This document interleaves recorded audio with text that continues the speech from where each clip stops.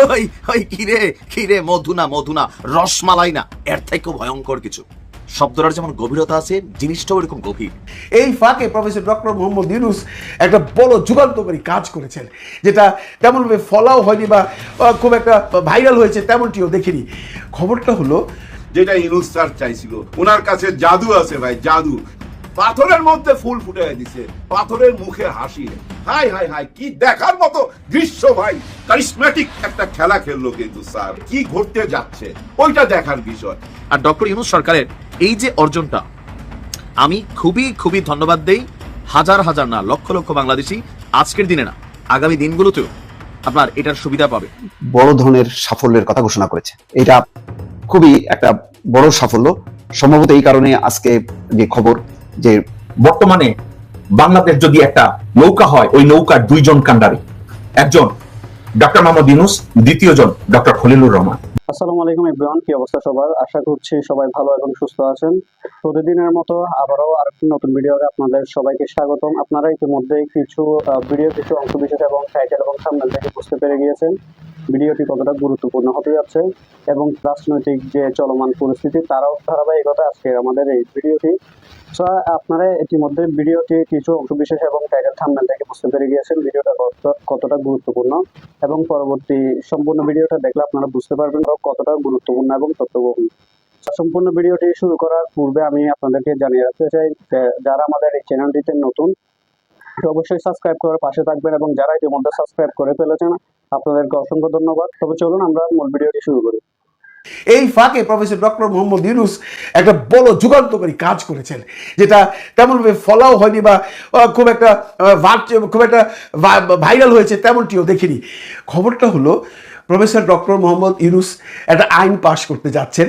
সেটা হলো যে বিগত আওয়ামী লীগের আমলে যে 3টি ইলেকশন হয়েছে, কেউ বলে রাতের ইলেকশন, কেউ বলে ভোট বাক্স পুড়ে দিয়ে সেই ইলেকশন, মানে মোট কথা যে 3টি ইলেকশন হয়েছে, সেই 3টি ইলেকশনের ইলেকশন কমিশনার এবং প্রধান ইলেকশন কমিশনারকে জবাবদিহিতার জন্য ডাকা হয়েছে।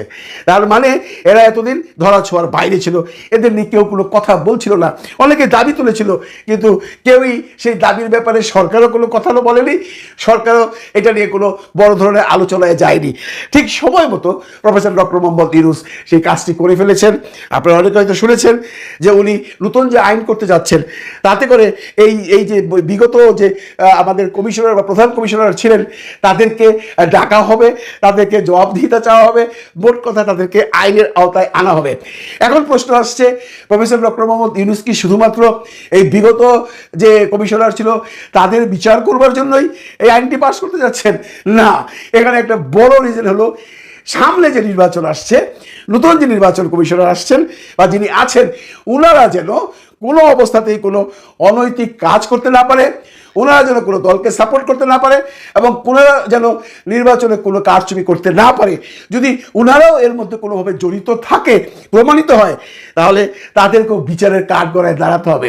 যদিও এটা নিয়ে নির্বাচন কমিশন থেকে আপত্তি উঠেছে, কিন্তু প্রফেসর ডক্টর মোহাম্মদ ইউনূস কোনো আপত্তি মানতে রাজি নয়।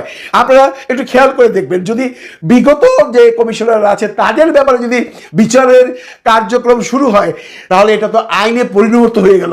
তার মানে পরবর্তীতে যারা আছেন, মানে বর্তমানে যারা আছেন বা ভবিষ্যতে যারা আছেন, তারাও জবাবদিহিতার আওতায় থাকবে।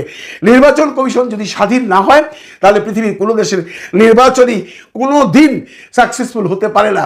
আমাদের দেশের নির্বাচন যে কমিশনার থাকে বা নির্বাচন কমিশন থাকে, এটা কখনোই স্বাধীন ছিল না, সরকারের পৃষ্ঠপোষকতায় চলতো। যার জন্য বিগত দিনে আমরা কোনো সুষ্ঠু, সাধারণ, স্বাভাবিক নির্বাচন পাইনি। এটা তো প্রমাণিত সত্য।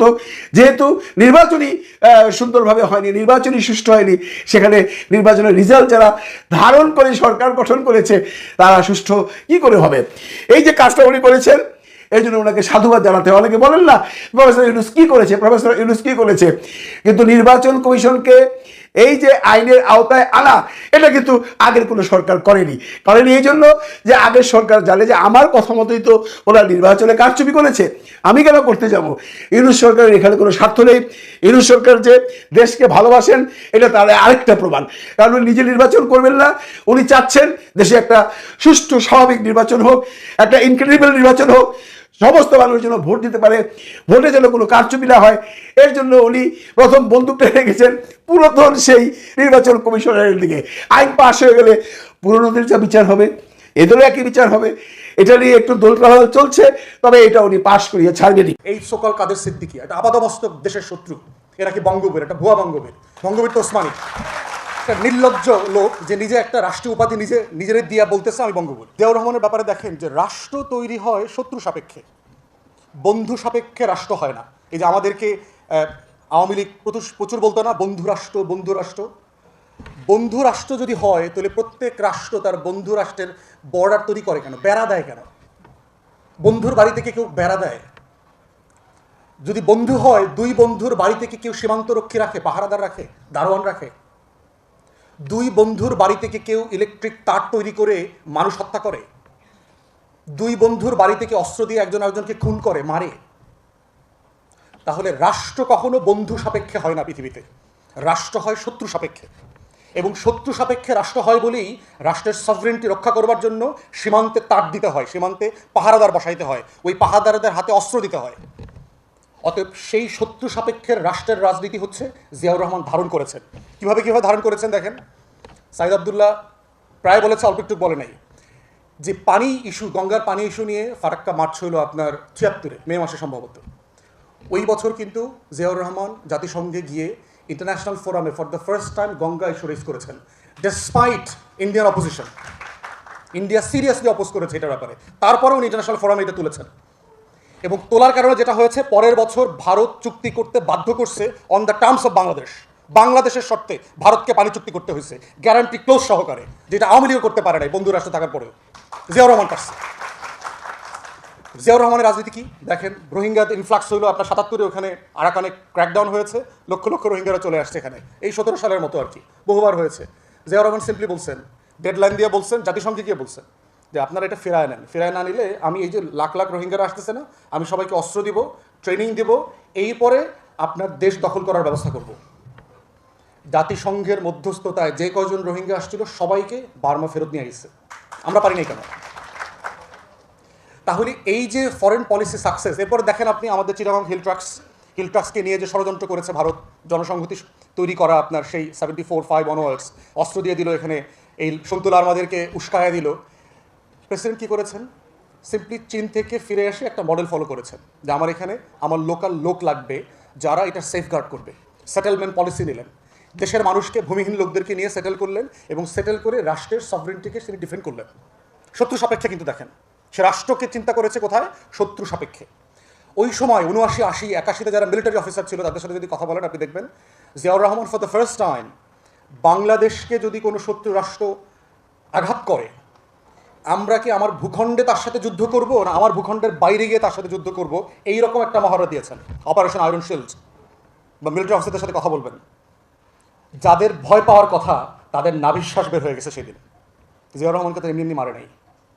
তাহলে সেই জায়গায় বুঝতে হবে আজকে যারা আমরা নতুন করে রাষ্ট্রের রূপান্তরের কথা বলছি, বিনির্মাণের কথা বলছি, সেখানে প্রত্যেক দিন আমাকে মাথায় রাখতে হবে যে আমার স্বাধীনতার শত্রু কারা, আমার সভরেন্টির এনিমিস কারা। কারণ কারা আমার বাসা বাড়িতে আঘাত করতে পারে, আমার সম্পত্তি চুরি করে নিয়ে যেতে পারে, এবং এই ফোর্সেসরা বারবার প্রমাণ করেছে তারা কারা। আপনি দেখেন ৭৫-এর পরে পুরো আমাদের সীমান্ত জুড়ে ভারত ফোর্স লাগাইয়া দিয়েছে। এই সকল কাদের সিদ্দিকী একটা আপাদমস্তক দেশের শত্রু, এরা কি বঙ্গবীর, একটা ভুয়া বঙ্গবীর, বঙ্গবীর তো ওসমানী, একটা নির্লজ্জ লোক যে নিজে একটা রাষ্ট্রীয় উপাধি নিজের দিয়া বলতেছে আমি বঙ্গবীর। এটা রাষ্ট্র অলরেডি ওসমানীকে দিয়ে দিচ্ছে। তো সেই লোক হাজার হাজার লোক ট্রেনিং নিয়ে ভারতের অস্ত্রে আমার পুরো সীমান্তকে অস্থির করে ফেলেছে। Ziaur Rahman for the first time আপনার ভিলেজ ডিফেন্স ফোর্স করলেন, ভিডিপি করলেন। গ্রাম প্রতিরক্ষা একটা ফোর্স আছে না আমাদের, গ্রামে গ্রামে আছে, জিয়াউর রহমান করেছে। তাহলে এই যে রাষ্ট্রকে প্রত্যেক দিন শত্রু সাপেক্ষে বিনির্মাণ করা, শত্রু সাপেক্ষে বিবেচনা করা, শত্রু সাপেক্ষে গঠন করা, শত্রু সাপেক্ষে স্বাতন্ত্র বোধ তৈরি করা, শত্রু সাপেক্ষে শক্তিশালী হওয়া, এটার নাম হচ্ছে বাংলাদেশকে বাংলাদেশ বানানো। আমরা যখন বাংলাদেশ 2-এর কথা বলছি, দায় ও দরদের রাজনীতির কথা বলছি, আমরা এমন কিছু বলছি না যেটা কখনো হয় নাই, কখনো করা হয় নাই, এগুলো করা হয়েছে। ডক্টর ইউনূস থাইমা নাই, উনি এইসব চিন্তার টাইম নাই। যেই সময়টা আছে এই সময়ের মধ্যে বাংলাদেশকে আরো কিছু দিতে চায়। আর ডক্টর ইউনূস সরকারের এই যে অর্জনটা, আমি খুবই খুবই ধন্যবাদ দেই হাজার হাজার না লক্ষ লক্ষ বাংলাদেশি আজকের দিনে না আগামী দিনগুলোতেও আপনার এটার সুবিধা পাবে। তিনি বেশ কিছু কাজ করেছেন তার অবস্থানকে কাজে লাগিয়ে। ঢাকায় আপনারা জানেন যে ভিসা কার্যক্রম চালু করেছে অস্ট্রেলিয়া।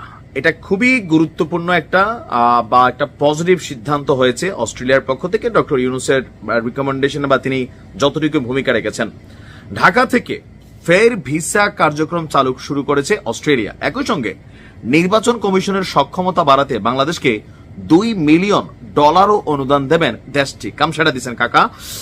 আচ্ছা, রাষ্ট্রীয় অতিথি ভবন যমুনায় প্রধান উপদেষ্টা ডক্টর মোহাম্মদ ইউনূসের সাথে সাক্ষাৎ করে ঢাকায় নিযুক্ত অস্ট্রেলিয়ার যে নবনিযুক্ত হাই কমিশনার সুশান রাইল তিনি এই সুসংবাদ দিয়েছেন। ঢাকা থেকে ভিসা কার্যক্রম চালু করায় এবং নানা ধরনের সহযোগিতার জন্য আপনার প্রধান উপদেষ্টা অস্ট্রেলিয়ার প্রতি গভীর কৃতজ্ঞতা প্রকাশ করেন। আপনার হাই কমিশনার রাইল বলেন, ভিসা আবেদন এখন অনলাইনের মাধ্যমে করা যাবে। অস্ট্রেলিয়ায় বর্তমানে 65,000-এর বেশি বাংলাদেশি বসবাস করছেন এবং 14,000 শিক্ষার্থী পড়াশোনা করছে। আর এখানে বলা হয়েছে যে আপনার এখানে ব্যবসা বাণিজ্য পাক্ষিক দ্বিপাক্ষিক অনেক কিছুই আমাদের মধ্যে আছে। তো সম্ভবত কবে অস্ট্রেলিয়ার ভিসার যে প্রসেসিং বন্ধ হয়েছে সেটাও আমি জানি না, তবে এতদূর জানি গেল বেশ কয়েক বছর অস্ট্রেলিয়ার ভিসা কার্যক্রম বাংলাদেশে বন্ধ ছিল। তো মানুষকে অস্ট্রেলিয়া যাওয়ার জন্য ভারতের দ্বারস্থ হইতে হইতো, কারণ ভারতের সব দেশের দূতাবাসগুলা ভিসা কার্যক্রম চালায়, অথবা বাংলাদেশকে নেপাল সহ বিভিন্ন জায়গায় যাইতে হইতো। এখন এই মুহূর্তে সারা বাংলাদেশ থেকে প্রতিনিয়ত স্টুডেন্ট ভিসাতে পৃথিবীর উন্নত দেশগুলোতে অনেক মেধাবী স্টুডেন্টরা কিন্তু সেইখানে যাচ্ছে, সেটেল হচ্ছে, কাজ কারবার করছে। সো আমরা চাই বাংলাদেশে যেই এম্বাসিগুলোর জন্য আমাদেরকে অন্য দেশে যেতে হয় বা ভারতের দ্বারস্থ হতে হয়, বিশেষ করে বা নেপালেও যাইতে হয়, কথার কথা দরকার নাই। বাংলাদেশে প্রত্যেকটা রাষ্ট্রের যেগুলো বাংলাদেশের জন্য বন্ধুসুলভ রাষ্ট্র অথবা গুটিবাজ রাষ্ট্র না, তাদের এম্বাসিগুলা বা ভিসা সেন্টারগুলা যেন বাংলাদেশে চালু করা হয়। আর আমি বিশ্বাস করি ডক্টর মোহাম্মদ ইউনূস ওনার যে কানেক্টিভিটি আছে এটা দিয়ে তিনি এই কাজটা অন্তত যদি করে দিয়ে যান, তো পরবর্তী সময় ওনার নাম মেনশন করতে হবে না। যখন একজন মানুষ একটা ভিসার জন্য ভারতে যাইতে হচ্ছে, কলকাতায় থাকতে হচ্ছে অথবা দিল্লিতে থাকতে হচ্ছে, টাকা পয়সা খরচ হচ্ছে, হয়রানি আছে, বিভিন্ন ধরনের ঝামেলা আছে,